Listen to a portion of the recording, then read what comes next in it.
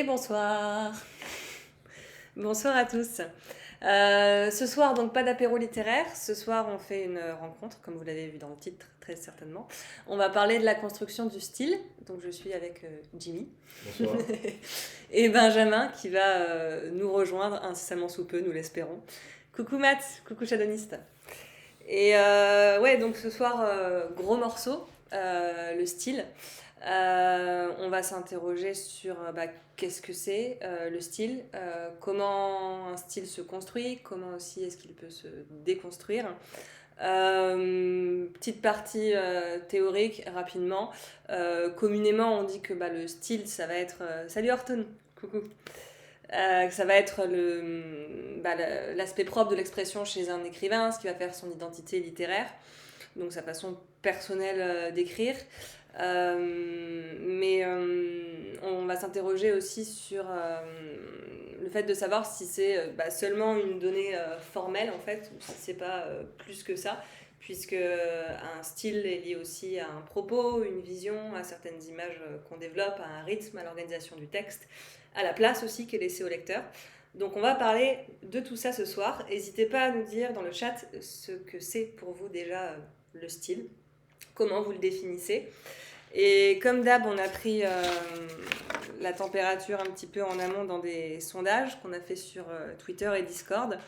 On vous a demandé comment avait évolué votre style au fil de votre pratique d'écriture. Et 26% d'entre vous ont répondu qu'il s'était complexifié. 5% pas de changement notable. Et 68%, ce qui est plutôt important, qui ont répondu que leur style s'était épuré, mais que la clarification ne voulait pas dire simplification. Dans les commentaires, on a eu ce retour-là. On vous a aussi demandé si vous adaptiez votre style en fonction du sujet ou du lectorat visé. Vous avez été 20% à répondre que oui, vous adaptiez votre style en fonction du lectorat. Oui aux deux, donc à la fois en fonction du sujet et en fonction du lectorat visé, 20%. Et 60% d'entre vous n'adaptent pas donc leur style en fonction du sujet ou du lectorat visé. Donc on parlera aussi de la relation du style au genre, au sujet qu'on aborde, qu'on traite, et à la place du lecteur qu'on accorde ou non lorsqu'on est en train d'écrire. Horton, peut-on avoir des difficultés de construire un style si nous sommes dyslexiques et dysorthographiques? Horton, moi comme je te le disais, je crois que c'était vendredi que tu étais avec moi en rush, et tu me demandais si justement ça pouvait être problématique pour écrire. Pour ce qui est de la question de l'orthographe, déjà tu as des logiciels qui existent et qui peuvent corriger ton texte, et tu as aussi des correcteurs maintenant. Donc à mon sens, la dyslexie, la dysorthographie ne sont pas des obstacles pour écrire, parce que je pense que l'écriture ça part avant tout d'une envie. Enfin, je sais pas, toi Jimmy, ce que tu aimerais répondre à cette question. Est-ce que tu penses que la dyslexie et la dysorthographie, ça peut être problématique pour construire un style? Non, a priori non. Après, je ne veux pas m'avancer trop sur ce. Parce que je ne suis pas assez connaisseur sur ces questions-là. Mais je pense que dans tous les cas, s'il peut y avoir des problèmes, on peut passer par l'oral, on peut passer par l'oralité pour écrire Ouais, et, carrément. et après passer à l'écrit. Mais donc, non, je pense pas que. Mm. Tant que. Je pense qu'il faut. Non, je pense pas. Ouais. Je pense même qu'il y avait certains auteurs qui étaient dyslexiques, si je veux pas dire de bêtises, et qui ont justement en fait une force. Ouais, sûrement, je pense, parce que la dyslexie maintenant, c'est quelque chose qui se retrouve quand même pas mal. Enfin, moi, je le vois chez mes élèves, beaucoup d'élèves dyslexiques, dysorthographiques. Et Hortoun, tu me disais la dernière fois que tu lisais aussi tu passais par les livres audio. Donc effectivement, l'oralité, ça peut être une bonne option. Matt, vaste sujet que le style. Ouais. Comme ça, je dirais que pour moi, le style regroupe la façon d'écrire, les thèmes récurrents, les voix que l'on donne aux personnages, etc. Merci Matt pour ton retour. Toi, Jimmy, pour te présenter en quelques mots, l'écriture aujourd'hui dans ta vie, elle tient quelle place? Et puis, peut-être aussi pourquoi est-ce que tu as été intéressé pour venir discuter du style ce soir? Euh, Alors, par où je peux commencer Mais déjà, peut-être la place de l'écriture dans ta vie Ok. aujourd'hui.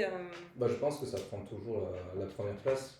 Après, il y a des stratégies pour pouvoir essayer de survivre à côté de ça, des stratégies matérielles, tout simplement. Qu'est-ce que je fais de ma vie en dehors de l'écriture. Et j'ai essayé de mettre l'écriture du coup au centre en faisant une thèse en recherche-création à l'université de Toulouse. Et je travaille beaucoup sur la question du style, sur la stylistique, mais aussi sur la narratologie, plus ce qu'on appelle en fait dans les études littéraires, ce qu'on appelle la poétique. Donc tout ce qui est le travail de la langue en fait pour arriver à dire quelque chose. Tout ce qui est le travail, donc la poétique, c'est généralement, pour le dire grossièrement, c'est ce qui regroupe la stylistique et la narratologie. Je me suis intéressé à ces questions parce que je me posais beaucoup de questions sur le style et je savais surtout, j'avais envie de beaucoup de choses en fait en écriture. Il y a des fois où j'avais envie d'un style très sec, puis après j'avais envie d'un style plus ample. Je passais par un style très oral, un style très ampoulé, un style très vulgaire. Je crois que j'ai un peu tout essayé parce qu'à chaque fois je trouvais qu'il y avait des choses qui m'intéressaient dans les différentes tonalités que ça proposait. Et, mais ce qui retenait ce qui a après un peu, ce qui m'a permis un peu de perfectionner, enfin, peut-être pas perfectionner, j'aime pas trop le mot perfectionner, mais ce qui m'a permis de préciser mon style, c'est plus la question de la temporalité. Donc on en a parlé un peu tout à l'heure, je travaille beaucoup sur le temps, et donc j'ai essayé de savoir ce qui dans l'écriture me permettait au mieux de parler du temps, quoi, de rendre compte du temps. Ok. Ce que j'ai, Je voilà. pense, oui. Mais donc actuellement, t'écris? Actuellement j'écris, j'essaye de consacrer à peu près 1 heure par jour. Euh, des sessions d'1 heure pour pas me fatiguer et pour avoir, voilà, savoir me confronter au moins de manière presque habile. Mm. Une discipline un peu bête, quoi, me discipliner un peu tous les jours dans l'écriture. Importante. Ouais. Donc c'est très bien parce qu'il y a des playlists, je travaille beaucoup sur le suspense en ce moment, et il y a des playlists suspense sur YouTube qui durent à peu près 1 heure. Donc quand la vidéo YouTube est terminée, je sais que j'ai fini ma session et je passe à autre chose. Mais au moins, ça me permet de me dire chaque matin, ou si je peux pas le faire le matin, je le fais le soir, mais au moins 1 heure, c'est pas fatigant. Et il y a toujours un petit truc à dénouer, quoi. Comme j'avance très lentement, en 1 heure, des fois je fais une seule phrase, et au moins je sais que cette phrase-là a mené une nouvelle idée. Ouais. Ouais. Plus que la quantité, tu te cales surtout sur la régularité. Ouais, c'est ça. Ton lien avec l'écriture. Ouais, Parce que du coup, ton lien avec l'écriture, tu l'as dans la recherche, ouais, dans ta pratique, ouais. mais aussi dans l'enseignement, Ouais. du coup. Oui, parce qu'à côté de ma thèse, je suis donc chargé de cours et je donne des cours assez centrés sur la question du style. Donc des cours de stylistique assez généraux en licence de lettres et des cours de stylistique un peu plus comment on pourrait dire, créatifs dans le master création littéraire qui est à Toulouse. Yay. Je te propose de commencer à parler du style un peu plus en détail. Ouais. Puis on verra si Benjamin nous rejoint. D'ailleurs, je vous remets le détail des invités. Vous pouvez me suivre sur Instagram. Ouais, mais il y a ton nom. Ouais, voilà. Ouais, donc le style d'un écrivain, qu'est-ce que c'est? À quoi est-ce qu'on reconnaît un style? Quels seraient les éléments, toi par exemple, qui t'ont peut-être marqué dans certaines lectures? Tu dis, bah tiens, tel auteur, je le reconnais à son style parce que il y a tel point, tel point, tel point qui sont récurrents. Le style, je pense que c'est quelque chose qui va de soi avec l'écrivain. En fait, c'est ce qui crée l'identité de l'écrivain. Quand je donne des cours de stylistique, ma première séance sert un peu à définir ce qu'est le style. Donc on en discute un peu avec les étudiants. Ce qui est intéressant, c'est que le style, c'est un mot polysémique qu'on utilise autant pour l'architecture, pour la mode, pour la musique, pour plein de choses. Et c'est intéressant de se poser la question justement, qu'est-ce que ça veut dire cet écrivain a du style ou qu'est-ce que c'est j'aime beaucoup son style. Ouais. Et on peut poser la même question, j'aime beaucoup ton style, Pauline, si je parle de tes vêtements, qu'est-ce que je veux dire, ça fait référence à quoi? Est-ce que ça fait pas référence à ta singularité ou est-ce que ça fait référence au code plus large que tu vas incorporer dans ta tenue ou des choses comme ça et la manière dont tu vas te les approprier? Donc en gros, la définition qu'on donne du style, c'est que c'est une sorte de carrefour entre la norme, entre l'époque, les codes de genre et l'écart, c'est-à-dire la singularité, un individu, comment un individu en fait s'inscrit au milieu des codes, des codes contemporains et des codes de genre, etc. Quoi. Et ta deuxième question, c'était sur quoi? C'était plus ciblé sur les écrivains. Ouais, si tu as eu justement des moments dans tes lectures où tu t'es dit ah bah tiens, tel auteur il a vraiment un style. Ouais. Je le reconnais par exemple à travers différentes œuvres qui vont pas avoir forcément le même propos ou parfois même pas dans le même genre, mais je le reconnais. Et du coup, si tu as un exemple par exemple d'auteur, et à quoi tu as pu reconnaître ce style? Là, je suis passé par différentes choses, mais c'est vrai que c'est. Par exemple, je travaille sur Jean-Philippe Toussaint.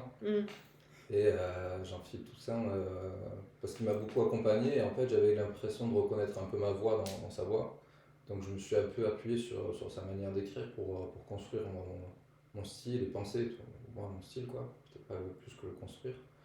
Et chez lui, il y a l'usage des parenthèses qui est assez systématique et où on peut clairement l'identifier parce qu'il y a des parenthèses de fin de paragraphe qui reviennent souvent pour mettre une petite punchline assez drôle, généralement qui vient commenter ce qui précède ou des choses comme ça. Donc il y a des petites choses comme ça qui m'ont marqué. Mais après, c'est des découvertes. Je pense que les premiers chocs littéraires que j'ai eus, c'était Louis Calafert. Ouais. Et j'en ai beaucoup parlé pendant le master. À juste titre.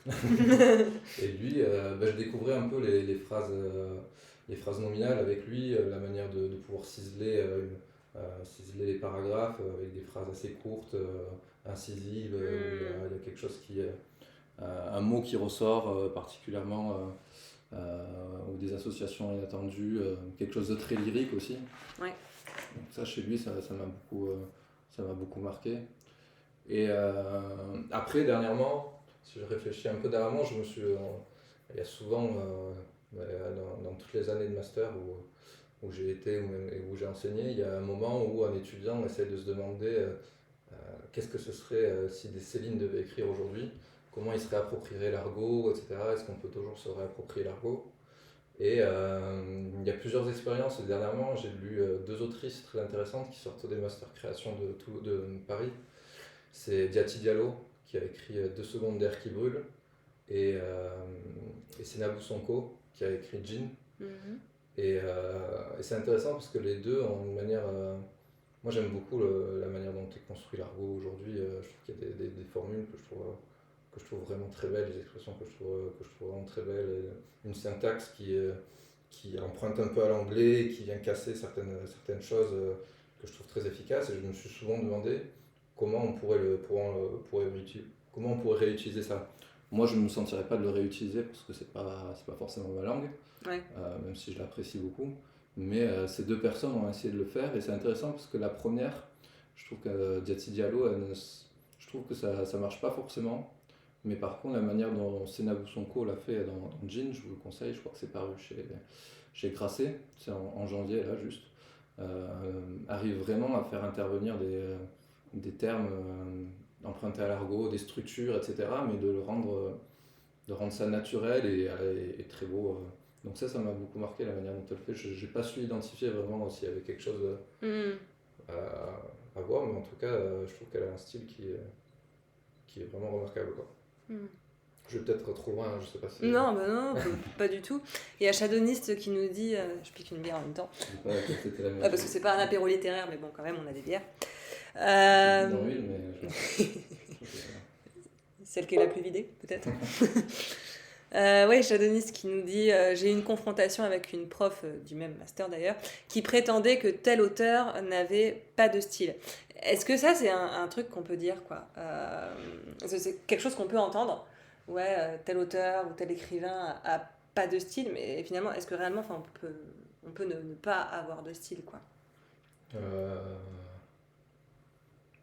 C'est une vraie question. Qu'est-ce que vous en pensez? Qu'est-ce que vous répondez à Shadownis vous? Je saurais pas dire moi j'ai l'impression que dans le style, il y a toujours quelque chose qui t'accompagne d'inconscient ou forcément.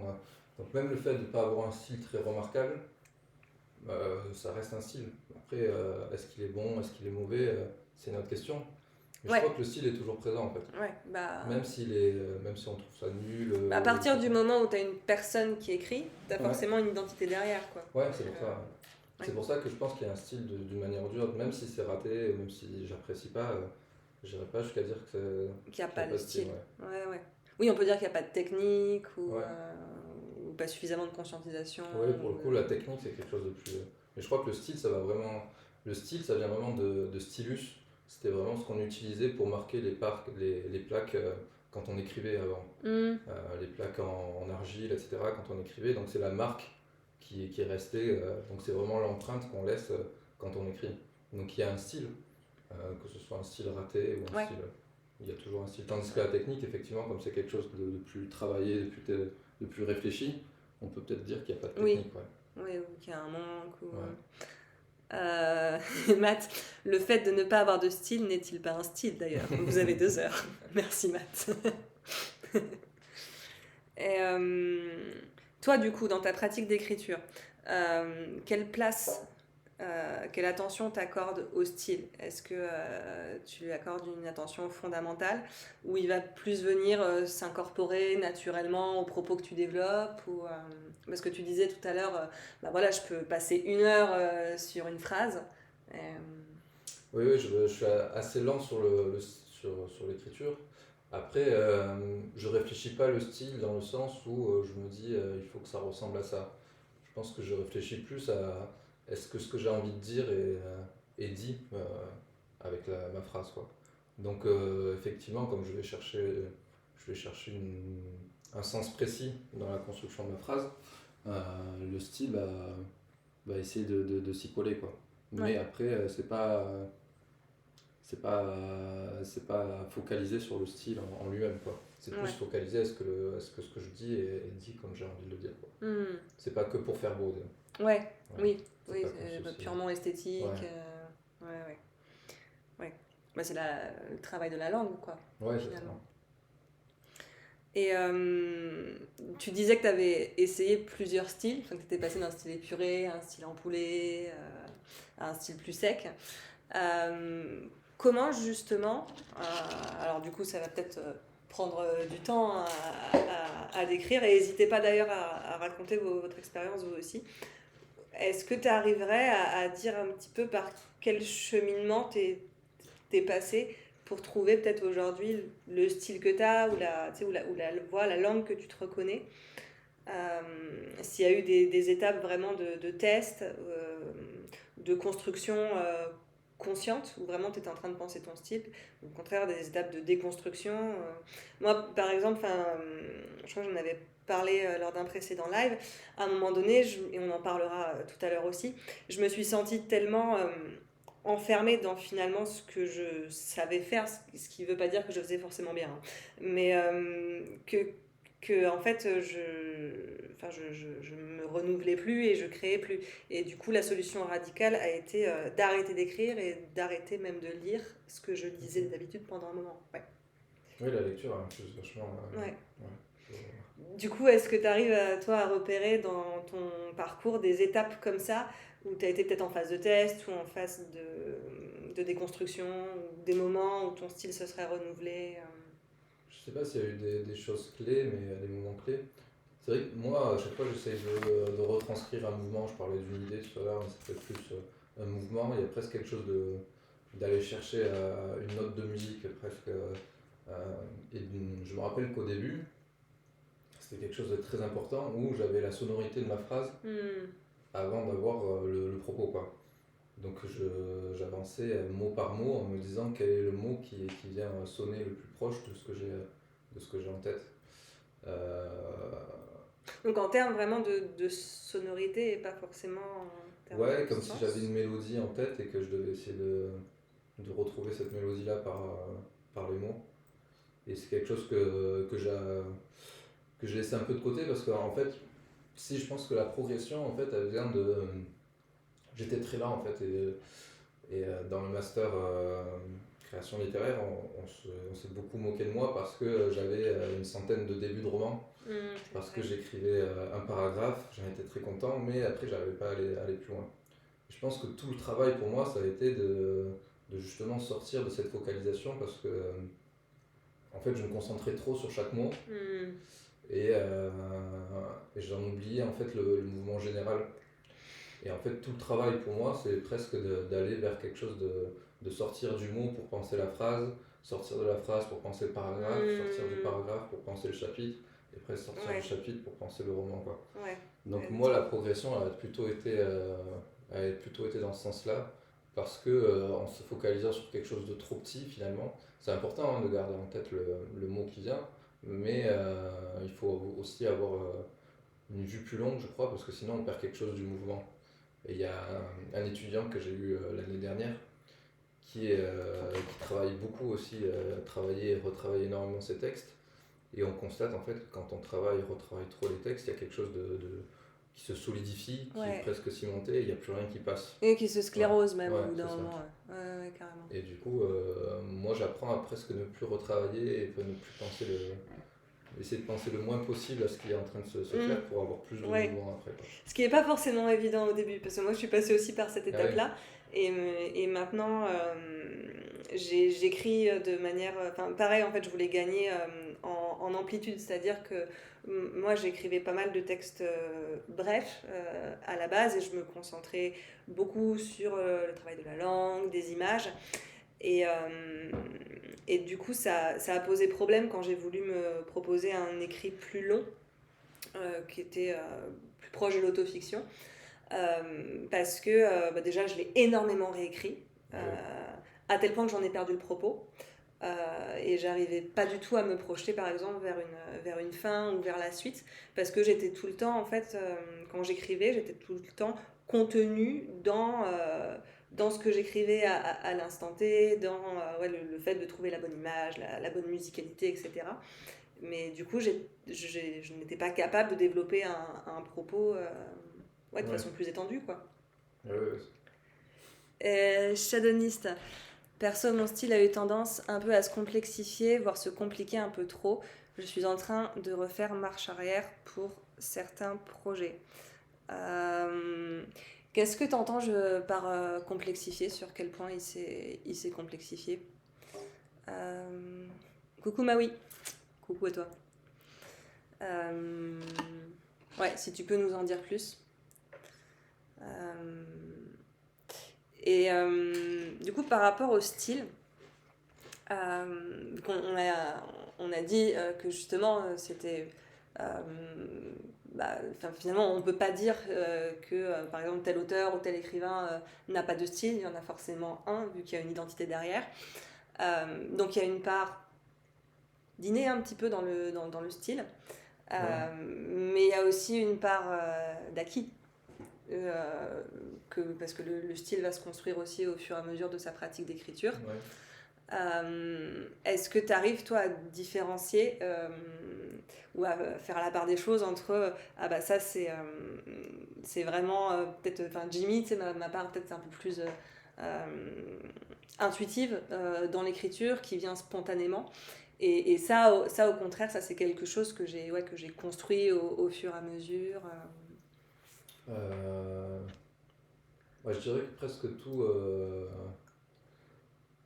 tout est de l'acquis, sauf presque le rythme, quoi. C'est-à-dire que c'est de l'acquis parce que tout bêtement, on commence par apprendre à parler, donc c'est quelque chose d'acquis, le langage. Mais ce qui n'est pas acquis, c'est peut-être ce qui passe entre les mots, et ce serait plutôt le rythme.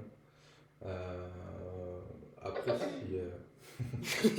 si je veux complexifier un peu la réponse, qu'est-ce qu'il y a d'acquis? C'est vrai que il y a là où je sens de l'acquis, parce qu'aujourd'hui c'est vrai que la maîtrise du langage est un peu plus est moins consciente que, enfin, disons que ça passe. Je suis pas obligé de réfléchir à ce que je dis pour pouvoir le dire.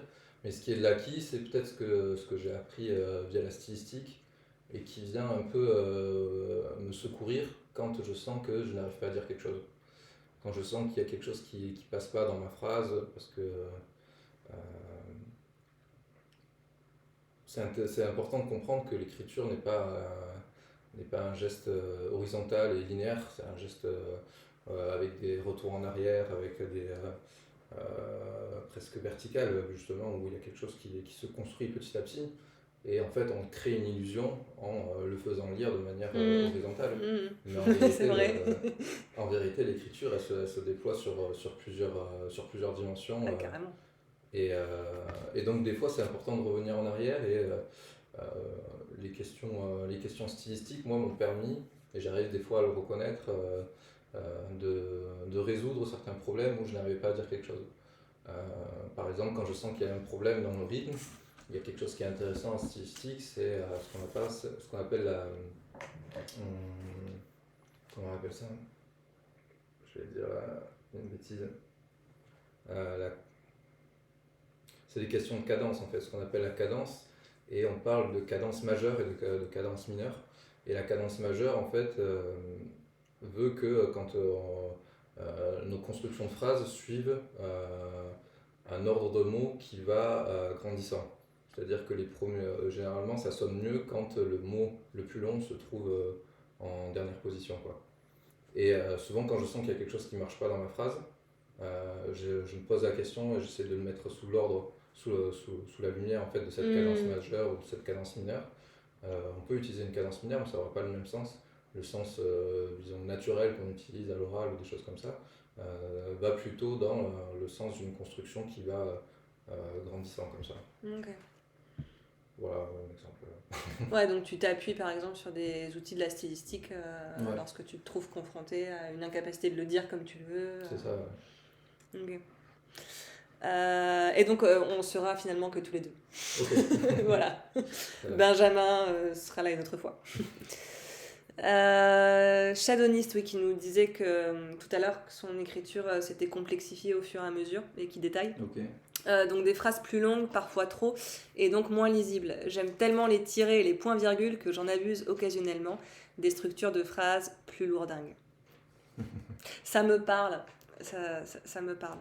Moi, j'avais beaucoup viré à un moment donné dans alors les phrases longues et parfois trop longues, et la tendance à expliquer ce que je voulais dire. Tiens, rien que là, j'ai mis un point-virgule. Et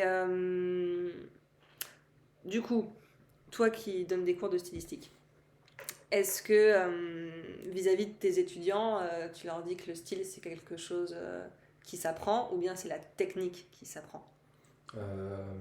Moi, mes cours de stylistique en master création littéraire, ils ont plus vocation à sensibiliser à des questions de style, pas à enseigner le style, quoi. J'enseigne la stylistique, mais j'enseigne pas le style. Ouais. Voilà, c'est la distinction que. Mais souvent, il y a une sorte de réticence du côté des étudiants parce qu'ils ont l'impression que je veux leur enseigner le style. Non, je veux enseigner la stylistique. Et la stylistique, moi, ça m'aide à me poser des questions sur mon style, à comprendre ce qui se passe et surtout à comprendre qu'est-ce qui ne fonctionne pas dans ce que je suis en train de décrire, quoi. Donc moi, c'est plus ces questions-là et comprendre aussi d'où on écrit, quoi. C'est-à-dire que quand on a un étudiant qui vient dire moi je fais quelque chose de révolutionnaire, j'écris des poèmes qui ne riment pas, il faut savoir lui expliquer que ça n'a rien de révolutionnaire, que c'est très bien s'il a envie d'écrire des poèmes qui ne riment pas, mais que ça s'écrit depuis 150 ans. Donc c'est très bien, mais il faut savoir aussi dans quelle époque on s'inscrit, et justement. Donc moi c'est plutôt sensibiliser à toutes ces questions-là, à ouvrir un peu sur ce qui s'est fait, sur ce qui existe, sur les possibilités, et de s'y confronter, quoi. Ok. Et est-ce que tu aurais des exemples justement de ce que tu leur proposes concrètement vis-à-vis de l'écriture Alors j'ai tout un semestre sur la question du temps, parce que c'est dans ma thèse. Mais sinon, pour être dans des choses plus un peu moins obsessionnelles sur la temporalité, qu'est-ce que j'ai pu faire la question de l'oralité chez Nathalie Sarraute. J'aime bien prendre un écrivain comme ça et dire à partir de cet écrivain, la littérature n'a plus fonctionné de la même manière. Cet écrivain a développé une langue, a ouvert une nouvelle voie dans la littérature. Et à partir de cet écrivain-là, on a envisagé de nouvelles choses, quoi. Donc sachez qu'il y a cette voie qui s'est ouverte, qu'aujourd'hui vous utilisez telle ou telle chose de manière naturelle, mais en fait il y a 100 ans, elle ne fonctionnait pas comme ça. Donc c'est intéressant de refaire parfois le parcours, même si c'est des choses que les gens font assez naturellement. C'est parfois intéressant de revenir et de comprendre cette histoire-là du style. Et comment justement Nathalie Sarraute, en fait, quand on lit Tropisme et qu'on voit la manière dont l'oralité vient infuser un peu l'histoire de manière voilà, et vient dire beaucoup plus en fait qu'un discours. C'est intéressant de voir voilà, comment on peut utiliser l'oralité, ce que peut dire en fait ce que peut dire l'oralité au-delà de simplement donner la parole à des personnages, quoi. Ouais. Comment elle peut être le révélateur d'une identité derrière, ou des choses comme ça, quoi. Ouais, finalement, ce que tu leur proposes, du coup, c'est peut-être de davantage conscientiser leur style et de savoir aussi peut-être ce qui a nourri leur style à leur insu, finalement, parce Aussi, qu'on est ouais. tous... on est tous hyper influencés par nos lectures. D'ailleurs, n'hésitez pas à nous dire s'il y a eu des auteurs ou des œuvres qui ont influencé ensuite votre style. Ça, c'est une question intéressante quand on se demande aussi d'où on vient en fait dans l'écriture et du coup dans nos lectures. Oui, c'est vrai. Oui, ça infuse forcément. Quand je disais que j'avais voulu écrire de 100 manières différentes, c'était aussi parce qu'à chaque fois je découvrais un nouvel auteur. J'ai jamais été un grand lecteur. Et du coup, quand je m'attardais sur un auteur, c'était à chaque fois une rencontre assez extraordinaire. Et du coup, je me disais, mais en fait, il a raison, c'est comme ça qu'il faut écrire.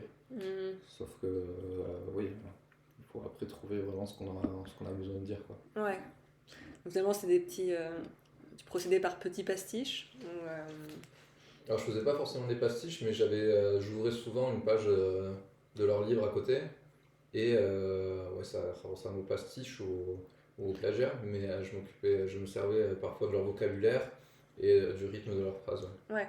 Ça m'a Ouais, mais beaucoup- c'était comme un exercice, quoi. Ouais, c'est finalement, comme un pour toi. pastiche en fait. Ouais, c'est ça. Mais c'était pas volontaire, quoi. C'est plus du plagiat que du pastiche presque. Et t'as des auteurs, enfin tu parlais de Calafert tout à l'heure. Ouais. Est-ce que t'as d'autres auteurs comme ça en tête ou d'autres œuvres Alors, d'important, il y a eu Huysmans, euh, qui Calafert m'a beaucoup nourri, Huysmans, Jean-Philippe Toussaint, mais c'est les trois plus grands qui m'ont nourri. Et aujourd'hui, je puise énormément dans Proust. Ouais. Je relis avec grand plaisir Proust, certaines traductions de Lovecraft, mais toutes les traductions ne sont pas bonnes de Lovecraft, mais il y a des traductions qui sont vraiment très intéressantes, parce qu'il y a une manière un peu de mettre comme ça, de créer un vertige de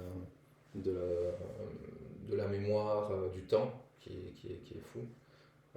Lovecraft, je m'en sers beaucoup, et après, qui m'a nourri à un moment, pas plus tard que l'année dernière, je crois. Pareil, j'ai eu une crise de quelques mois où je me suis dit, mais en fait, je ne veux plus du tout écrire comme ça, je vais écrire comme ça. Donc c'est encore très présent. C'était avec Kawabata, Yasunari Kawabata, Ok. donc un auteur japonais. Et je me suis dit, mais c'est fantastique, sauf que c'est tout l'inverse de ce que je fais d'habitude, quoi. Et j'ai écrit comme ça pendant 3 mois en me disant, et en fait, j'ai vu que cette chose-là ne tenait pas et que j'avais besoin de revenir en fait à ce que je suis en train de construire depuis 10 ans, je pense, maintenant. Ouais. Ouais, parce que du coup, ces phases où tu accroches avec un auteur, une langue, et tu essaies du coup de reproduire, de t'en inspirer un maximum. Ça, enfin, je sais pas, tu vas me dire, mais ça t'a peut-être permis de pas t'enfermer en fait, vu que tu as touché à différents Ah, styles. peut-être, ouais. C'est vrai.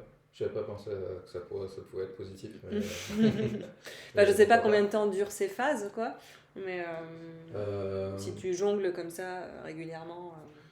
Bah, avant, ça durait jusqu'à ce que je rencontre un autre auteur qui, a envie de me, qui me donne envie d'écrire comme lui. Maintenant, ça dure pas trop. À part Kawabata l'année dernière qui m'a vraiment marqué. Mais sinon, non, normalement, c'est pas censé durer. C'est des périodes qui durent à peu près combien de temps Je m'intéresse pendant 3 4 ans. Eh, c'est pas mal quand même. Huysmans, oui, Ouais. j'ai lu et relu pendant 3 ans, je pense. Calafert pendant 5 6 ans. Et Jean-Philippe Toussaint, je pense que ça fait 10 ans que je le lis et que je le relis. Quoi. Hmm. Donc, Et avec des auteurs comme ça que tu as lu vraiment pendant longtemps, que tu as côtoyé de près, du coup, est-ce que, est-ce que tu redécouvres au fur et à mesure peut-être des éléments du style que tu n'avais pas vu ou, ouais, tout à fait, ouais, bah, souvent, en fait, en plus, c'est même pas que je le lis de près ou des choses comme ça, c'est que je prends une page de Huysmans presque au hasard. Hmm. Et je me dis, voyons comment il est construit et voyons comment Huysmans aurait pu écrire ce que moi j'ai envie d'écrire maintenant. Ok. Et donc, oui, je me dis, ah, c'est marrant, il construit cette phrase comme ça. Quand je le lis comme ça, je ne me rends pas compte que cette phrase est construite comme ça. Mais c'est intéressant parce que c'est pas du tout une tournure que je pourrais utiliser. Hmm. Donc, en ce sens, oui, ça m'a nourri parce qu'aujourd'hui, je sais que j'ai des tournures de phrases en fait qui sont parfois, je sais pas d'où elles viennent, quoi. Mais je pense qu'elles viennent justement de ce travail où je suis allé chercher des trucs Hmm. un peu exotiques par rapport à moi-même, quoi. Ouais. Et finalement, c'est un petit peu cette démarche-là que tu proposes dans tes cours, non? Du coup. Euh, C'est-à-dire de travailler avec une page à côté, hein. Bah, d'aller, enfin, alors pas forcément avec la page à côté, mais d'aller découvrir un auteur, son style, et enfin parce que je crois que tu en parlais un petit peu là tout à l'heure quand on discutait, de se proposer un exercice peut-être à la manière d'eux ou une analyse plus approfondie d'une page ou Oui, c'est un peu, juste pour voir un peu les possibilités en fait en termes d'écriture. ouais, c'est un peu ça. Oui, je prends l'exemple de Nathalie Sarraute tout à l'heure. Je prends peut-être d'autres exemples, mais je dis, vous voyez, là, il y a ça qui est très intéressant dans ce texte. Après, c'est toujours une discussion. C'est-à-dire que vous, qu'est-ce que vous voyez? Et souvent, c'est beaucoup plus riche que Hmm. moi, ce que je peux apporter. Mais par exemple, c'est pas forcément que par rapport à un auteur, j'ai fait par exemple une session sur les voyages de nuit. Et j'ai demandé aux étudiants de m'envoyer des extraits de romans qu'ils avaient en tête sur le voyage de nuit. Donc c'était en train, à cheval, à pied, en voiture, il y avait toutes sortes de voyages de nuit. Et à chaque fois, pour chaque texte, on essaie de voir comment on est en Ah. train de parler du voyage de nuit, quoi. Et après, je leur demande d'écrire qu'est-ce qui est intéressant en fait, qu'est-ce qu'on peut piquer à cet auteur-là, quoi. Hmm. C'est un peu, je trouve que l'écriture, c'est aussi un travail de pillage. Beaucoup d'auteurs, je pense, ne disent pas qu'ils volent, mais Ouais. faut pas hésiter à voler, je crois. Mais c'est intéressant de prendre justement comme ça une thématique et de voir comment cette thématique-là en fait a été traitée et abordée. Ouais, C'est un peu ce qu'on retrouve finalement dans les concours d'écriture ou en atelier d'écriture à partir d'une ouais, même thématique, comment elle est traitée en fonction du style de chacun, c'est quoi. vrai. Et c'est pas quelque chose que j'ai l'habitude de faire en atelier, mais c'est un truc qui a bien fonctionné. Je voulais tester justement, voir comment, de partir d'une thématique plutôt que d'une forme. Ouais. Et c'était assez intéressant de voir ça, quoi. Mm. Shadowiste. Merci Ortoun au fait pour le raid. Difficile de dire si un auteur en particulier m'a influencé, ça dépend aussi du type de texte. Humour, Douglas Adams, Dark, Dan Simmons, dialogue et action, Alexandre Dumas. Mais en vrai, je caricature. Et Chladoni, c'est une influence qui a été consciente, enfin au fur et à mesure de ta pratique d'écriture. Est-ce que tu as retrouvé effectivement dans tes textes, là tu t'es dit, ah ouais, là je sens mes lectures de Douglas Adams par exemple, ou autre. Moi je sais qu'à un moment donné, mais ça rejoint ce que je disais tout à l'heure, je ne pouvais plus voir mes textes en peinture parce que je n'y voyais en fait que les lectures dont je m'étais imbibée. Et, et du coup, enfin, à tel point que je me disais, mais finalement, mon style là-dedans, mon identité littéraire, je sais même plus où elle est, quoi. Est-ce que toi, ça t'est arrivé tu vois, enfin, vu que tu parlais de ces différentes phases. De plus me reconnaître dans le style. Ouais. Ou te Euh, demander, mais finalement, mon style là-dedans, il est où, quoi? j'ai tout le temps l'impression qu'il est là, mais finalement, je sais pas si je réfléchis. Bizarrement, je suis en train de me poser la question, est-ce que je réfléchis tellement à savoir quel est mon style, à définir mon style, quoi. J'essaye de voir à peu près ce que j'ai envie de dire, Ouais. mais est-ce que je réfléchis vraiment à savoir quelle est mon identité de style? Parce qu'on peut parler, on pourrait parler comme ça. C'est pas évident à définir. Hein. Ouais. Euh, Ouais, j'ai l'impression que c'est quelque chose de la voix ou. Ouais. Ouais, je parle souvent Ouais. de voix Ouais. à ce niveau-là. Ouais, c'est quelque chose d'assez proche ouais. Ouais, parce que la voix, il y a quelque chose du rythme, du souffle, Ouais. quelque chose qui vient comme ça, quoi. Ouais, ouais, d'un truc un peu instinctif aussi, Ouais. quoi. Que tu fais spontanément. Ouais.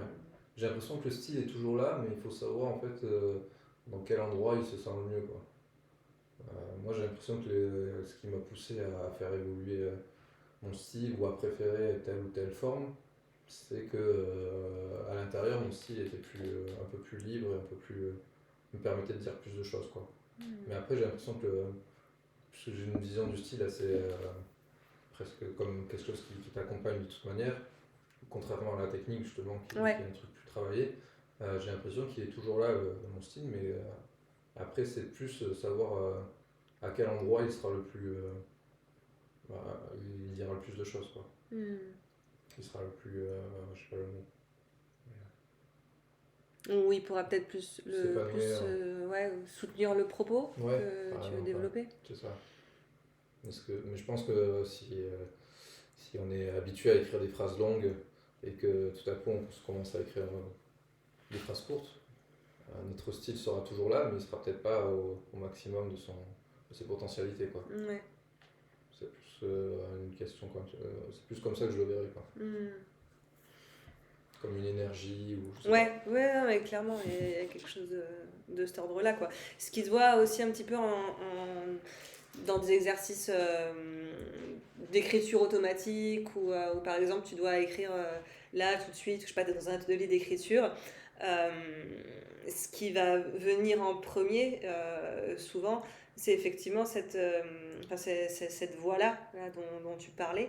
Ça va pas forcément être quelque chose de conscient ou de réfléchi, c'est ce qui va surgir directement, quoi, avant même que tu Oui, le voilà, je conscientises. pense que c'est quelque chose un peu comme ça. Que le style est déjà là, mais après, on y revient, mais je sais pas. Ouais, c'est un truc qui est difficile à définir. J'arrive Ouais. sur un terrain où on commence à parler Ah ouais, de ouais, trucs impalpables ou des choses comme ça. Oui, mais oui, c'est Ouais. ça. Ouais, c'est ça. Ouais, ouais. Il y a une part d'impalpable là-dedans que tu peux en fait reconnaître, quoi, de toi-même, mais mettre des mots dessus, c'est pas forcément évident. Ouais, c'est ça. Et juste pour bien distinguer les deux, euh, quelle différence fais-tu entre le style et la technique? Parce que les deux sont souvent confondus finalement, Ouais. style et technique. Je faisais pas trop de différence jusqu'à tout à l'heure. Et c'était intéressant d'avoir la discussion avec, Nicolas? avec Nicolas. Ouais. Et oui, et c'est vrai que c'est intéressant de faire cette distinction parce que du coup, je vais faire mon prof encore, mais technique, ça vient de techné, et c'est le savoir-faire en grec. C'est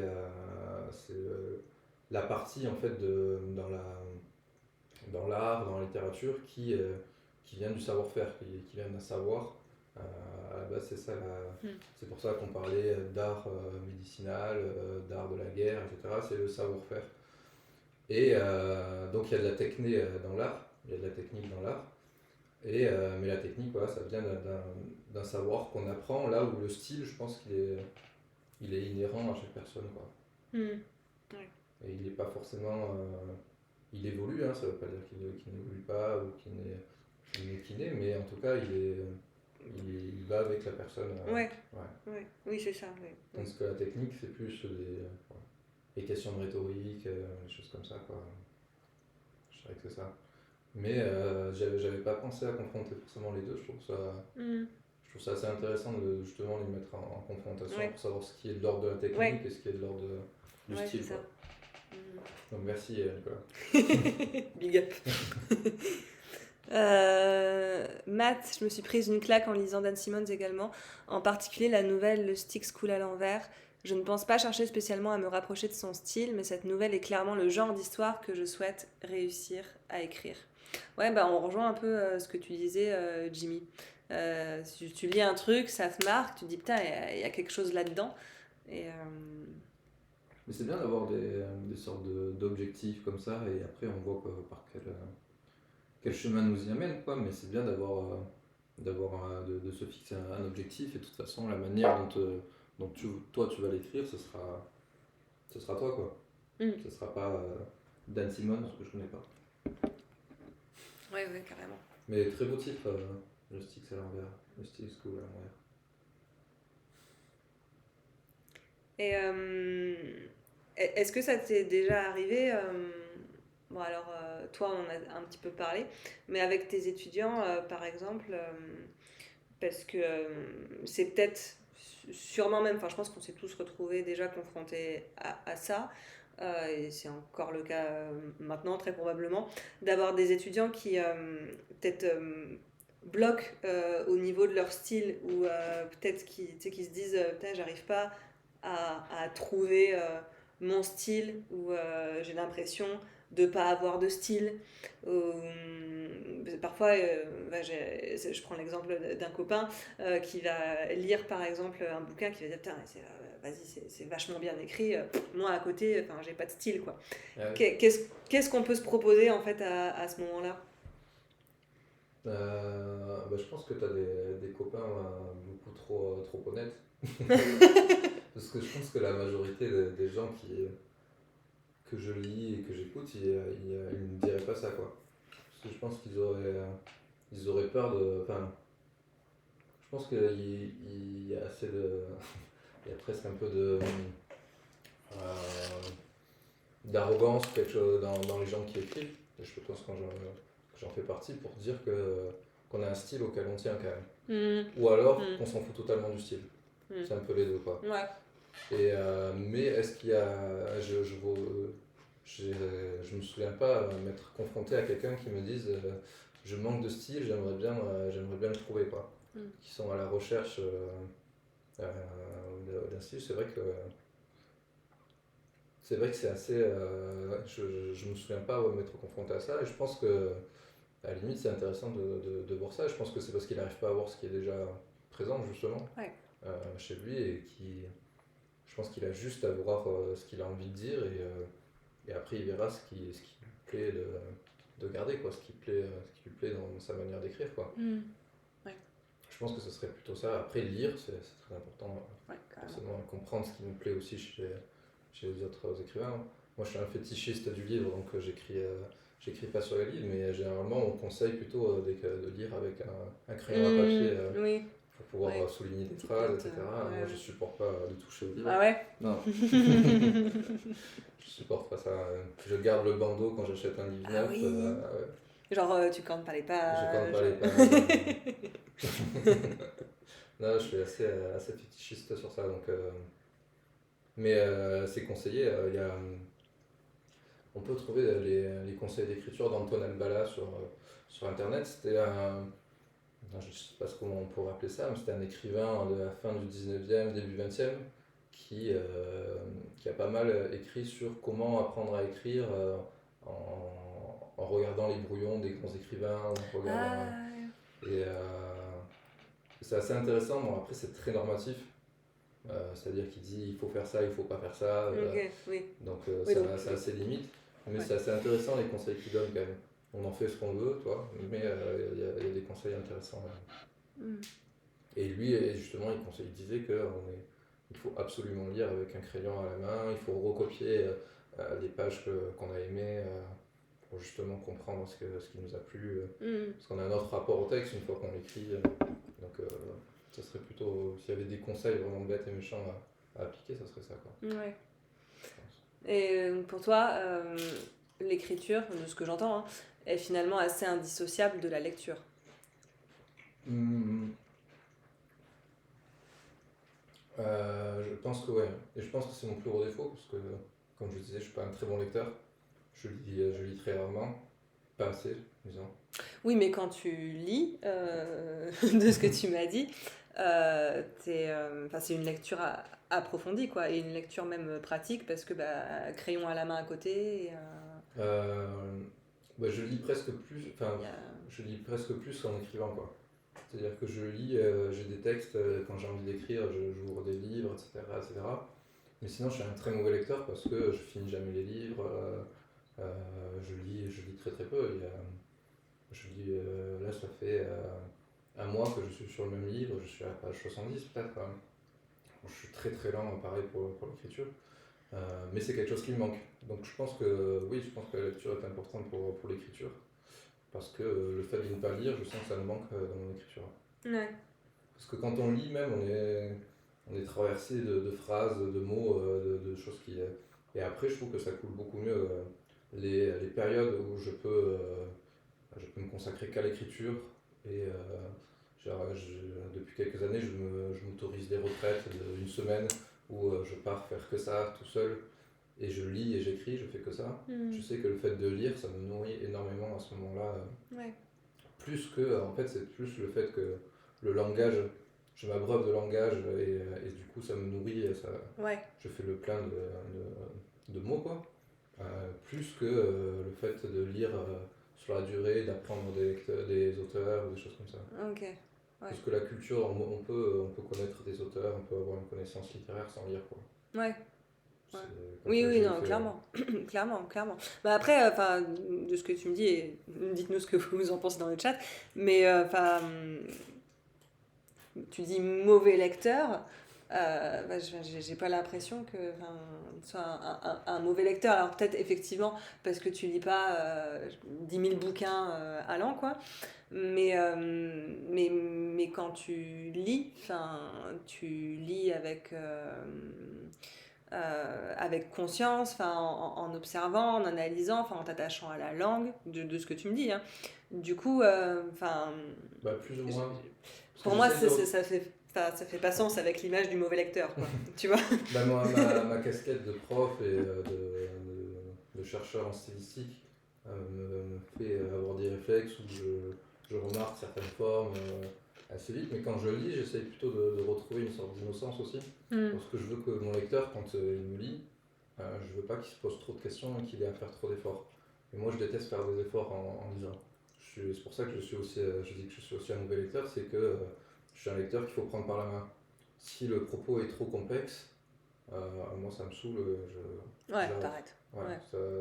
il faut que le lecteur puisse me faire rentrer dans. Enfin, que l'auteur, pardon, me fasse rentrer dans son récit Mm. par des formes assez ouvertes, assez simples, et quitte à la limite à m'amener après ailleurs vers des choses beaucoup plus complexes.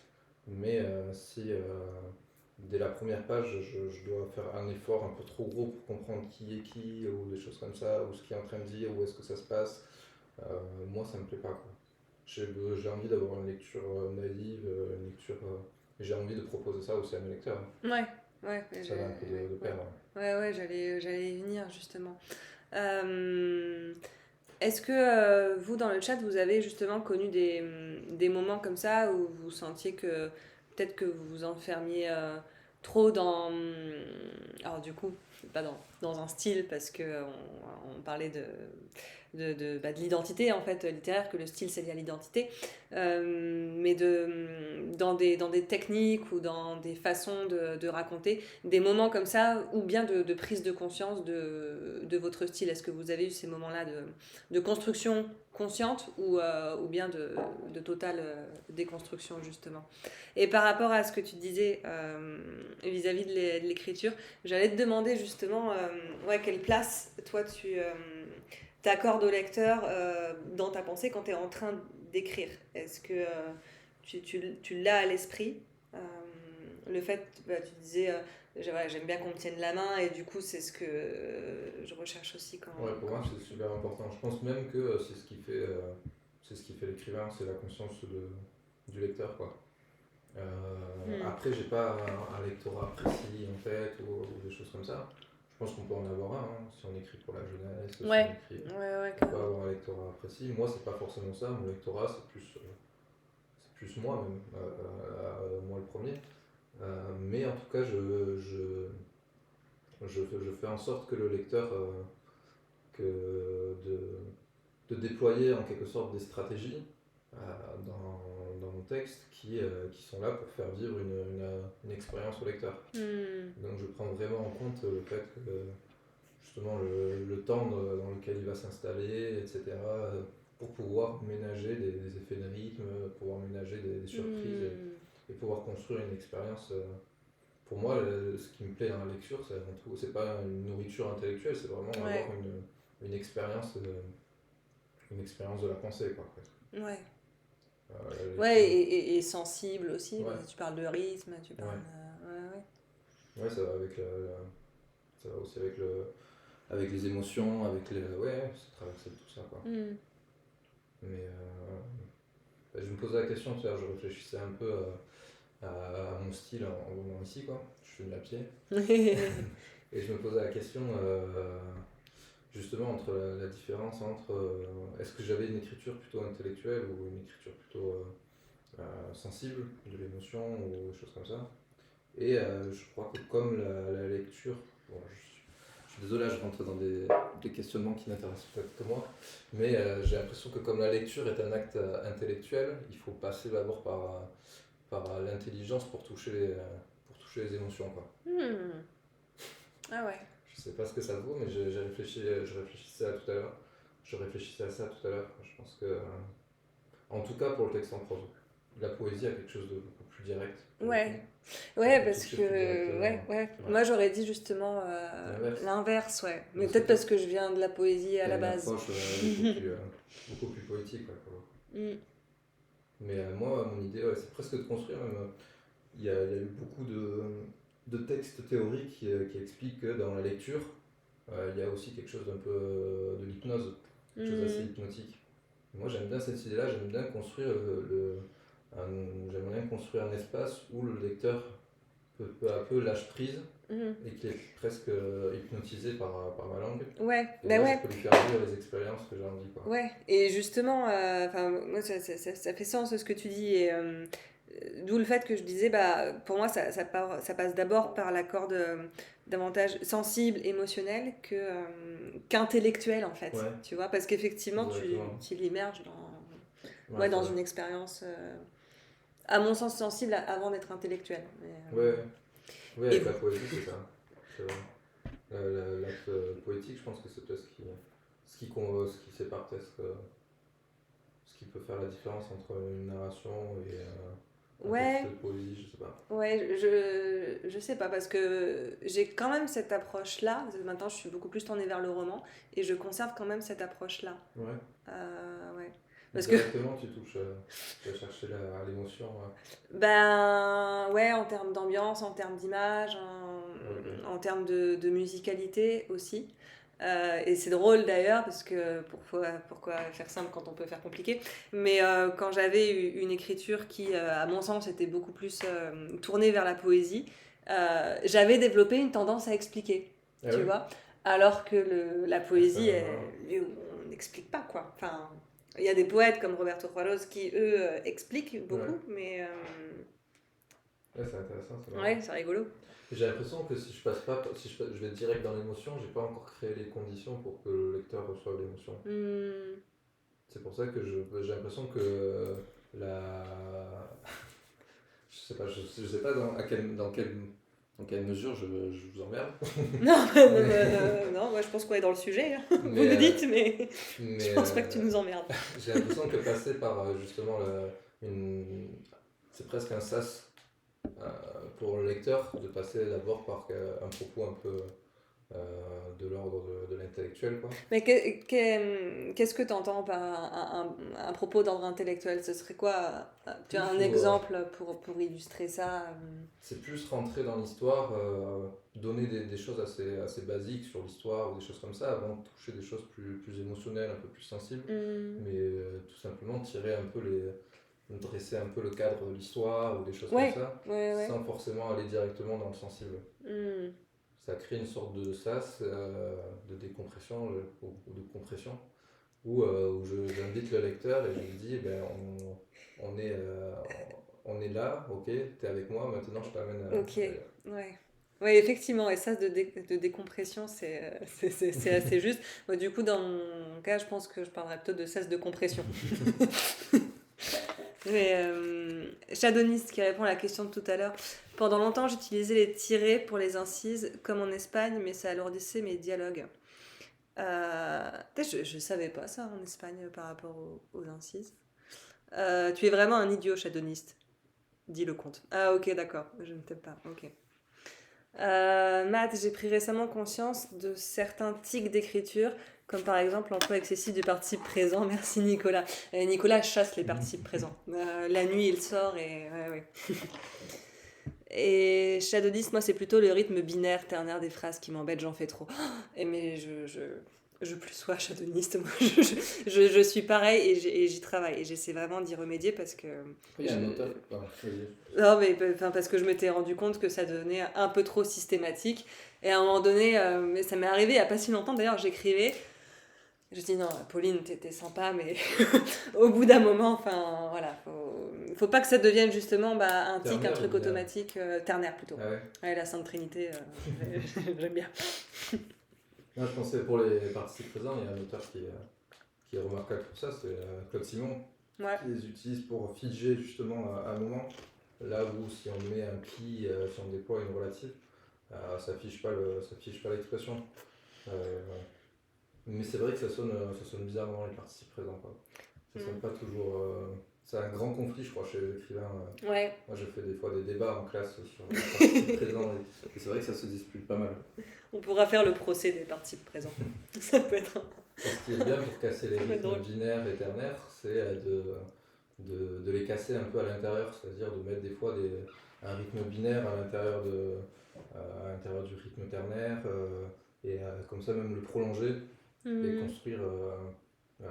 Ça permet de justement sortir un peu de la Sainte Trinité, quoi. Ouais. Et renouveler un peu, on voit qu'on peut faire des rythmes ternaires, des rythmes binaires ou des choses comme ça. C'est quelque chose qui peut être.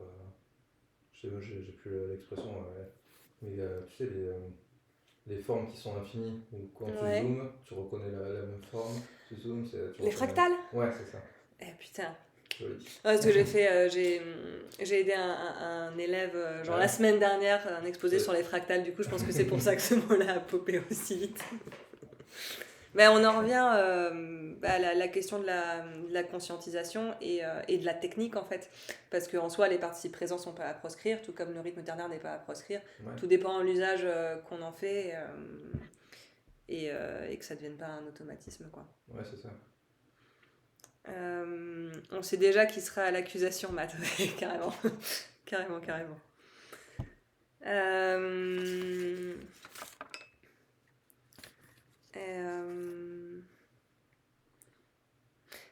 Et donc tu parlais de la place du lecteur, que toi tu y accordes une grande importance. Est-ce que tu as déjà eu l'impression de calibrer ta voix, ton style, en fonction aussi d'un genre que tu proposais ou d'une thématique particulière que tu abordais, ou ça s'est fait vraiment conjointement, quoi, finalement. Ouais, je me suis aidé du genre. De plus en plus, ça m'aide beaucoup les genres littéraires. Euh, En fait, je crois que c'est la découverte du cinéma coréen. Ah ouais? Et, et je trouve que c'est une amie qui m'a parlé de ça. Et qui m'a dit, je suis sûr que le cinéma coréen t'intéressera parce que il y a énormément de genres qui se juxtaposent. On est dans de l'horreur et la scène d'après on est dans du comique, et la scène d'après on est D'accord. dans une scène d'amour ou des choses comme ça. Et les Coréens de la nouvelle vague sont impressionnants sur ça, mais juste à voir Parasite, pour prendre le plus connu. Ouais. C'est impressionnant. Moi j'ai jamais autant rigolé et j'ai jamais trouvé des choses aussi horrifiantes que dans le cinéma coréen, dans les mêmes films, quoi. Je trouve ça, Oui. je trouve ça impressionnant et du coup je trouve que les genres sont quelque chose d'assez intéressant justement pour faire rentrer le lecteur aussi.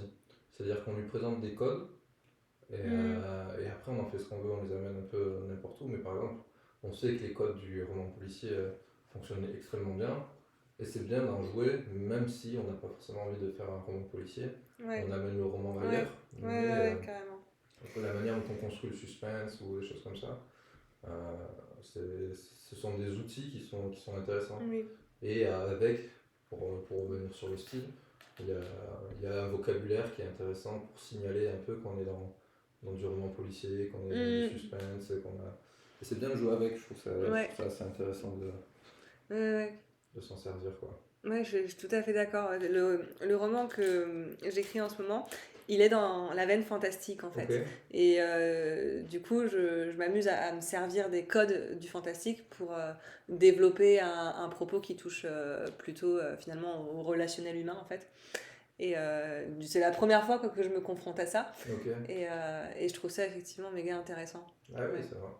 Mm. C'est marrant. Bah oui, parce qu'il y a plein de.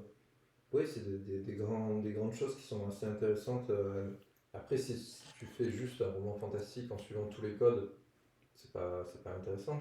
Mais de pouvoir puiser ce qui fonctionne là-dedans, une force, en faire une force pour raconter une autre histoire, enfin raconter ton histoire, je trouve ça intéressant, quoi. Je trouve Ouais.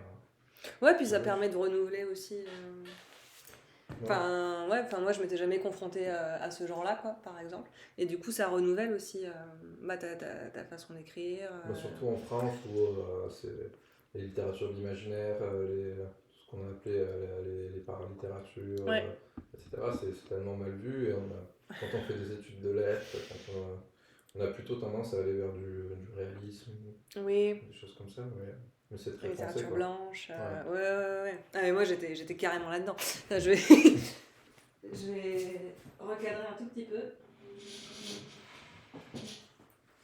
Pour que tu sois vraiment. Ouais. Ah ouais, c'est parce que je me suis trop lâché. Non, puis vu qu'on est que deux, enfin, on peut. Moi, du coup, je suis. Ah, je vais me mettre là. J'ai suivi je me suis mis là pour suivre le chat. Ah, cool. Et ouais, Shadonis qui nous dit que Parasite est brillant. Jitfly, bonsoir à toi Jitfly. J'aime l'écriture mais je sais pas écrire correctement. Qu'est-ce que tu entends par correctement et bienvenue à toi. Ici du coup tu l'as vu sûrement, c'est une chaîne d'écriture, on parle d'écriture. Là ce soir c'est une rencontre autour du style. Mais sinon, on fait pas mal de rush d'écriture. Il y en a 6 dans la semaine. Donc, si tu veux écrire avec nous et nous poser justement tes questions, tu es le bienvenu. Genre, à l'école, je suis un mauvais élève en français. Et ben, Jitfly était peut-être la 3e ou 4e personne à nous dire ça sur un live. Genre, je suis mauvais en français ou je suis pas bon en orthographe. Et du coup, je peux pas écrire correctement ou je pense que je peux pas écrire. Et moi, je vais te répondre voilà, je fais 1000 fautes d'orthographe par phrase. Je vais te répondre la même chose qu'à Ortoun, qui est peut-être encore là en live ce soir et qui nous disait qu'il était dysorthographique et dyslexique. C'est que ton niveau d'orthographe ne remet pas du tout en question alors, ta capacité à imaginer et surtout ton envie d'écrire en fait. Il existe des logiciels de correction, il existe des correcteurs, ils sont là pour ça. Enfin, te bride pas quoi par rapport à ça. Mais je suis un génie. Complètement clair. C'est juste que j'ai un problème avec l'écriture. Bah, faut se sortir aussi, je pense, peut-être même particulièrement quand on a des soucis avec l'orthographe, mais pas que, sortir aussi de la vision qu'on a eue dans le cadre scolaire, quoi. Parce que écrire, on en parlait, c'est pas seulement se proposer une expérience intellectuelle, c'est aussi se proposer une expérience sensible. T'as dit, j'ai quand même BTS électrotechnique. Je te jure, je te mens pas. Mais C'est tout. mais viens écrire avec nous.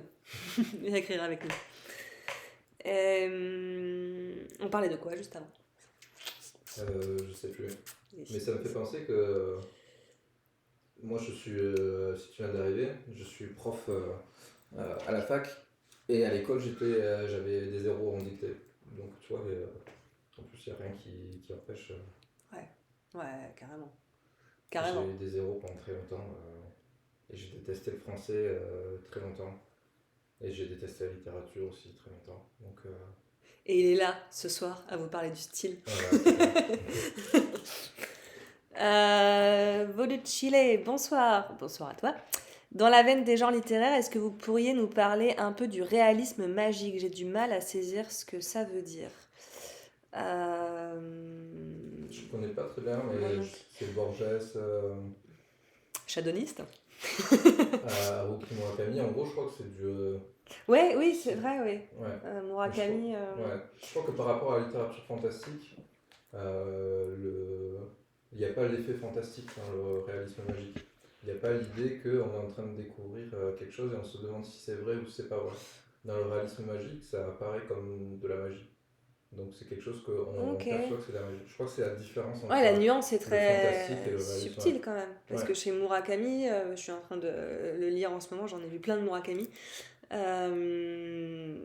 lis quoi là en ce moment je lis La fin des temps. Okay. J'ai lu sa trilogie, mais je l'avais lu quand j'avais commencé à le lire, j'étais au début de la vingtaine et j'avais lu pas mal ces 2 recueils de nouvelles, La balade de l'impossible, enfin pas mal. Okay. Et ouais, je saurais pas dire si tu vois Murakami c'est du réalisme magique ou du fantastique comme ça, mais j'en ai pas lu beaucoup. Je trouve que la nuance est subtile. Ouais. Pour le coup. Amine, trop bien, enchantée. Enchantée de Jitfly. Amine, 28 ans de Montpellier. Et vous Pauline, 31 ans de Toulouse. Ginny, 28 ans aussi de Toulouse. Et on a 2 autres streamers aussi sur la chaîne, Nicolas et Mathieu, qui sont aussi dans la trentaine, qui approchent de la trentaine à grands pas. Garcia Marquez aussi, nous dit Shadowiste. Ah oui. Dios Casares aussi, je crois. Shadowiste, c'est un truc complètement chelou et impossible qui paraît normal et banal au perso. Ok. Dans ce cas-là, oui, pour Murakami, ça peut bien passer pour certains de ses romans. Ouais. Genre, personne ne s'étonne qu'une bestiole débarque dans le salon. Ok. Oui, alors que dans le fantastique, il y a quelque chose où on se demande justement ce qui se passe. Et ça suscite des interrogations. Ça... Oui. Et du coup, quand Kafka écrit La Métamorphose, est-ce que c'est du réalisme magique? Qu'est-ce que c'est? C'est pas évident. Shadowiste. Qu'en dites-vous? Shadowiste est à la fac alors, c'est ça? Shadowiste était dans le même master. Ah bon? Ouais. C'est qui Shadowiste? C'est Mathieu. Ah. Ok. Ça va, Mathieu? Les identités se dévoilent. Se révèlent, pardon. De quoi qu'on n'a pas parlé?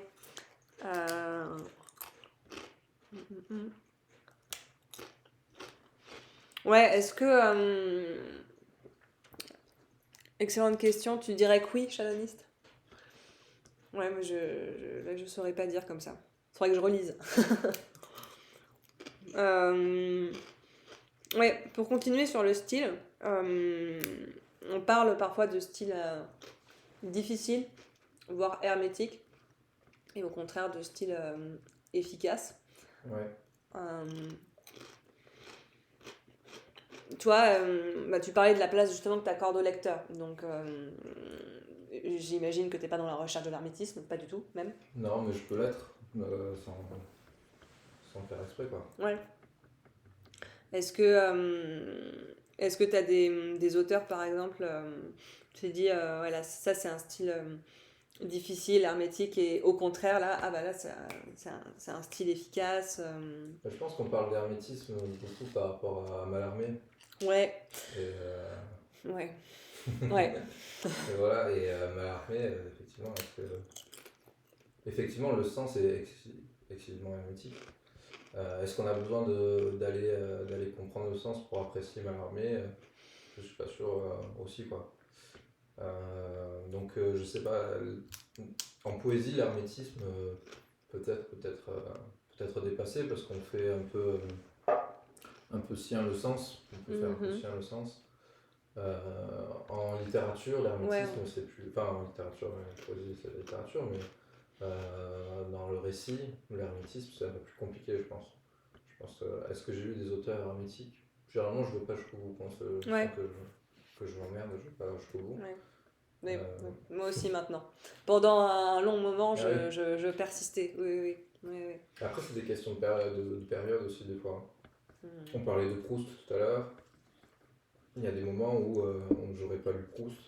En ce moment, j'ai très envie de lire Proust, j'ai juste pas le temps, étant donné mon rythme de lecture ou des choses comme ça. Mais je sais que dès que je vais avoir une semaine tranquille pour pouvoir faire ce que j'ai envie, je vais me reprendre un Proust et je vais le lire avec plaisir parce que je sais que c'est le moment. Donc je conseillerais pas à tout le monde de lire Proust. Ouais. Je pense qu'il y a juste des moments. Balzac, que j'ai détesté au lycée, j'ai beaucoup aimé il y a une dizaine d'années. J'en ai lu 4 ou 5 il y a une dizaine d'années. Et maintenant, ça m'emmerde à nouveau, quoi. Ouais, il y a des lectures qui correspondent aussi à certaines périodes, en fait, en fonction de ce qu'on recherche comme type d'expérience. Ouais. Tu utilisais ce mot-là et tout à l'heure, et je le trouve assez juste, quoi. Pour un style efficace, oui, je pense que c'est quelqu'un qui essaie pas de faire dans la démonstration ou un truc comme ça. Un style qui sait presque se faire oublier. Et les auteurs, après je sais pas si les auteurs qu'on classifie rapidement quand on pense parle de littérature américaine, mais après c'est beaucoup plus varié que ça. Et en plus on a accès qu'aux traductions, mais ils sont beaucoup plus justement dans l'efficacité. Quand on lit un peu justement les conseils de Stephen King, il explique que ça sert à rien de dire que la porte claqua brutalement. On va dire la porte claqua, on a déjà le mot tellement en tête, ça sert à être efficace, je pense.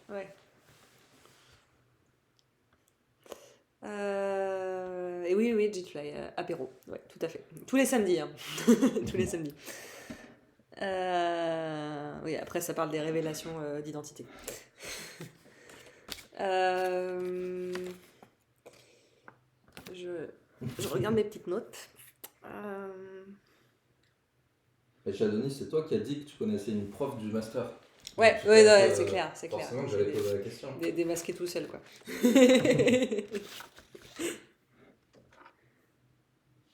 Du coup, je peux prendre la troisième bière Bien sûr, oui, carrément. Et puis il y en a d'autres si jamais. Et tu fais quoi, Chadonis, toi, maintenant? C'est pas trop long à écrire. Il y a un délai entre ma question et le temps qu'ils écrivent léger, il y a quelques secondes de décalage. Okay. Ouais, faut patienter un peu. Après, c'est pas énorme comme décalage non plus, quoi. Shadowist, c'est notre homme prolifique. Ah ouais? Ouais, homme extrêmement prolifique. Ah oui, Mathilde, ok. Ah, ça lâche des noms aussi, toi tu lâches des noms aussi. Mathilde Bonazzi, ça me dit rien. Tu vois pas qui je l'ai connue, Mathilde Bonazzi? Non, mais elle était au départ, elle était dans le master, et puis elle a quitté, je pense. Pourquoi? Mais très intéressante, elle a écrit un essai sur le style chez Minuit, justement. Est-ce qu'il y a un style Minuit? Ouais. Et elle a posé la question sur ça. Mais c'est une interrogation intéressante, ça. Est-ce que certaines maisons d'édition, justement, ont un style. privilégiés, ouais, c'est ça, ouais, ont un style, parce que c'est vrai que Minuit... Ben, lundi, il y avait un auteur qui s'appelle Adrien Belz, je sais pas si tu connais, qui a écrit un roman sur Marseille qui s'appelle 5 dans tes yeux, qui a eu le prix Écrire la ville il y a 2 ans, ou quelque chose comme ça, et qui a fait une masterclass à la fac, et qui lui est publié à l'Iconoclaste, et qui a comparé plusieurs premiers chapitres. Et c'était intéressant parce qu'il avait une réflexion du point de vue éditorial en disant bah, ça c'est un premier chapitre typique du Seuil. Ça c'est un premier chapitre, mon premier chapitre c'est un chapitre typique de l'Iconoclaste parce que ça finit sur une punchline, c'est court et ça finit sur une punchline qui va marquer. Et le prix de Flore adore ça. Donc forcément j'ai été dans les nominés du prix de Flore, je l'ai pas gagné mais quand tu finis par une phrase qui finit je rentre tout seul avec mon sperme plein d'acidité ou des choses comme ça, il dit ça le prix de Flore. C'est parfait. Ils adorent. Donc ouais, il avait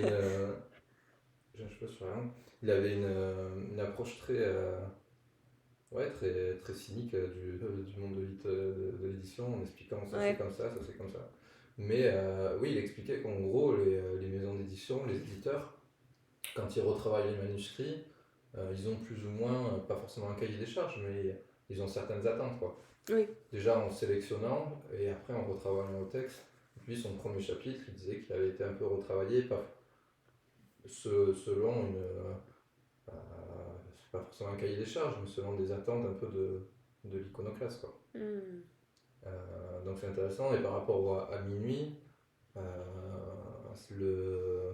l'essai de Mathilde Bonazzi, c'est pour dire que Minuit a beaucoup travaillé à créer une identité avec peu d'auteurs, avec l'école du nouveau roman, mais il montrait aussi que tout ça a été construit quoi. Elle montre que tout ça est construit, que le nouveau roman, ça paraît être un truc à tout le monde assez cohérent, mais en fait entre Nathalie Sarraute, Claude Simon, Rob Grillet, c'est totalement compliqué. À part le fait qu'ils ont remis en question les règles traditionnelles du roman. C'est ça, c'est ce qui les rassemble. Ouais, carrément. Stylistiquement, il n'y a pas grand chose qui est. Il y a des choses qui peuvent revenir, mais il y a des choses qui ne sont pas forcément propres à Minuit, quoi, qu'on retrouve, qui sont plus propres à une génération. Ouais. Mais parce ce qu'on pourrait retrouver chez plusieurs auteurs de Minuit. Après, j'ai pas lu récemment de bouquins qui sont parus chez Minuit. Enfin, j'avais lu Ça raconte Sarah, que j'ai trouvé vraiment en termes de voix, une putain de voix. Et les deux parties, t'as aimé ? Ouais. J'ai moins aimé la deuxième partie. Ouais. Je trouvais que trop dur, quoi, trop dans le pathos. La première partie, j'étais bousculé. Oui, la première partie, c'est haletant. Ouais. Enfin, t'étais vraiment avec elle dans la passion, quoi. Ouais. Et c'est très bien écrit. Et ouais, donc vis-à-vis de Minuit, moi par exemple, je dirais que il y a, je pense, une recherche, une exigence au niveau de la voix et une certaine épuration du style. Et de travail du rythme aussi, chez Minuit. C'est ce qu'on peut dire, mais il y a toujours quelqu'un qui vient contredire ça. C'est-à-dire que, est-ce que, comment il s'appelle, Mauvigné, est-ce que c'est épuré ? Ouais. Tu vois c'est-à-dire qu'il y a une identité très forte poussée, vraiment le style vraiment mis en lumière chez Minuit, une identité très forte, ne serait-ce que parce que les bouquins de Minuit sont de suite reconnaissables, ils se ressemblent tous, il y a peu d'auteurs, on a envie de les acheter ensemble, ils communiquent un peu ensemble, il y a un effet génération d'écrivains, etc. Ouais. Plus que dans les autres maisons d'édition, parce que tu dis pas souvent, peut-être pour POL à la limite, mais tu dis pas souvent j'adore les auteurs de cette maison d'édition, à part pour Minuit quoi. L'Iconoclaste, peut-être un peu certaines maisons d'édition un peu plus POL, c'est vrai qu'on peut le faire. Ils ont un travail sur leur catalogue d'écrivains qui est un peu cohérent, mais sinon ça reste. Mais moi je trouve que ce qui rassemble quand même les auteurs de Minuit, ça va être parce que même Mauvigné, tu vois, effectivement style pas forcément épuré, mais je crois que c'est ce que j'appelle oubli, Ouais. où il y a un travail par exemple sur la forme, sur le travail de la phrase par exemple, Avec qui je une trouve seule phrase. ouais, c'est ça, qui fait sens en fait Ouais. avec ce que propose Minuit, quoi. Ouais, c'est très formaliste, et à la fois la forme Ouais, est très importante. c'est Ouais. ça, c'est ça. Est-ce que vous avez des maisons d'édition par exemple que vous affectionnez parce que vous retrouvez une sorte de patte en fait d'identité littéraire chez plusieurs auteurs? Et je guette les mails pour ne pas laisser Nicolas dehors. Ah, parce qu'il n'a pas de. Bah, Ah, son téléphone est là. Oui, D'accord. c'est ça. C'est ça. Ok. C'est ça, c'est ça. Et puis si vous avez, je sais pas, des questions par rapport au style ou des remarques, des retours que vous aimeriez nous partager. Tu lis surtout les anglo-saxons, Shadowlist.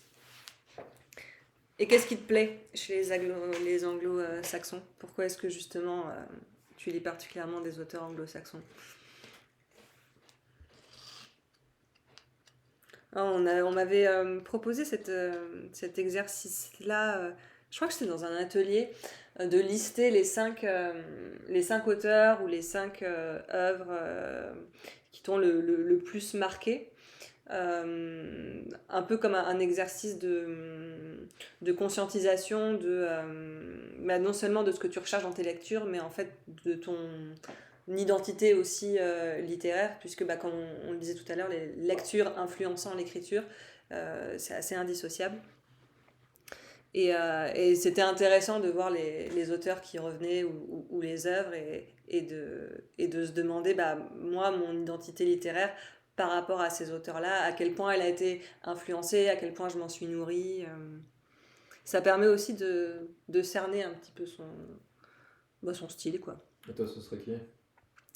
Alors à l'époque, j'avais noté Simone de Beauvoir, mais alors parce que j'avais lu ses cahiers de jeunesse en fait. D'accord. Donc pas du tout la Simone de Beauvoir féministe, hyper engagée qu'on connaît, mais la Simone de Beauvoir adolescente qui adore se faire des journées de marche en pleine nature et partir avec son saucisson et sa baguette de pain et un truc très très sensuel de l'existence. Ça, j'avais noté Murakami aussi, parce que je sais pas, il y a une fluidité chez Murakami que j'aime beaucoup en fait. Je trouve qu'il a une simplicité, une humilité dans son écriture qui est. Et moi, j'y arrive pas à Murakami. Ouais. Je sais pas pourquoi, j'en ai acheté 2-3 depuis. J'ai acheté la trilogie. Alors la trilogie, beaucoup de mal. Et j'ai trouvé que c'était très long en fait. Mais après, j'avais écouté, tu sais, Guillaume Gallienne. Ouais. Il avait lu, je sais pas, peut-être l'autoportrait en skieur de fond ou un truc comme ça. Je sais plus ce qu'il avait lu de lui, mais j'avais trouvé ça génial. Et à chaque fois, du coup, il faut que je réessaye et tout ça. Mais sinon, ouais, un Q84. Ouais, c'est pas. Moi, je l'ai trouvé long. J'aime beaucoup Murakami, mais un Q84, je l'ai fini parce que j'aime Murakami et que je voulais aller jusqu'au bout. Mais il y a pas mal de longueur, ouais. Les nouvelles. Les nouvelles de Murakami, c'est bien pour commencer. Maths, pas spécialement, mais il est vrai que je fais pas forcément attention à la maison d'édition lorsque je lis un livre. Et Shadowlist par rapport aux auteurs anglo-saxons, les histoires, un style efficace. Ouais. Well. Non, c'est vrai que la maison d'édition, je fais pas forcément attention, je regarde d'abord l'auteur. Oui. Mais. Ouais, moi, l'auteur, c'est simplement, tu ouvres un bouquin puis tu lis une page, quoi. Ouais. Je fonctionne plutôt comme ça. Mais après, c'est vrai que j'ai plus envie de regarder certaines maisons d'édition des fois. Je sais pas, quand je vais à Emmaüs, il y a plein de bouquins partout qui sont pas rangés ou des choses comme ça. Mine de rien, l'édition, ça m'intéresse un peu. Je me dis, tiens, là je reconnais un livre blanc avec le dos blanc et un nom en bleu. Ça doit être un livre de chez Minuit, je vais regarder, tiens, je vais l'acheter. Donc c'est plus dans ce genre de situation, quoi. Est-ce qu'il y a d'autres points que tu voulais aborder par rapport au style? Non, je pense que j'ai beaucoup parlé, je sais pas. Tu as bien parlé. A-t-il bien parlé? Moi, je trouve qu'il a très bien parlé. Bah, vous étiez censé être 2 en plus, donc Ouais, donc GG. j'ai pris 2 places. Mais une prochaine fois, avec Benjamin. Et on te demande, et toi, Jimmy, ce serait qui, du Ça coup? serait qui, quoi? Je pense par rapport aux maisons d'édition. Les Si maisons. tu étais plus tourné vers certaines maisons d'édition que d'autres. Les maisons d'édition, bah, minuit, bah, beaucoup. Juste Adonis qui nous dit, moi je reconnais les pockets. Ouais, carrément. Oui, beaucoup d'auteurs de chez Minuit, parce que ce qui m'intéresse, c'est que ça ne vit plus finalement. Parce que c'est des vrai. clients très gros, et en tant que mauvais lecteur, les clients très gros, ça me plaît bien. Et puis quand je vais du coup à Emmaüs, les livres de chez Minuit sont moins chers. Mais sinon, non, je regarde pas trop les maisons d'édition. Non, parce que j'ai pas trouvé trop de cohérence à part chez Minuit. Ouais. Et donc non, je regarde plutôt les auteurs. Après, j'ai certains titres en tête, certains auteurs en tête, et je regarde un peu. Pas plus. Ouais. Mac, les livres 10-18, pas cher, ouais. Ah ouais. On en est tous là. Emmaüs, ils sont vraiment pas chers du coup. Ouais. Emmaüs, il vaut mieux acheter des bouquins chers, justement, qui sont chers dans le commerce. Je reviens.